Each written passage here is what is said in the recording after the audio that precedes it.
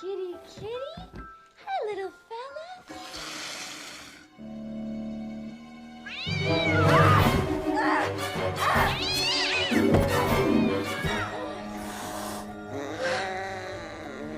Okay. Okay.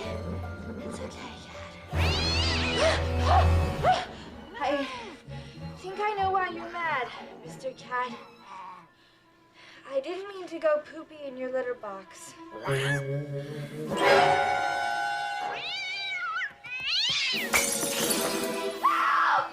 My pussy's gone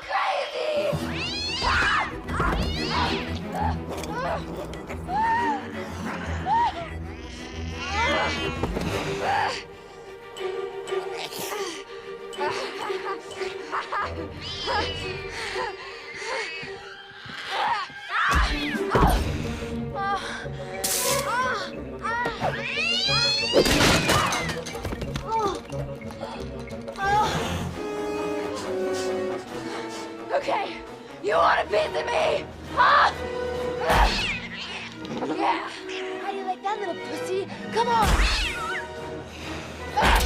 Yeah. Yeah, come on. Is that all you got? Huh? Come on. Give me your best shot.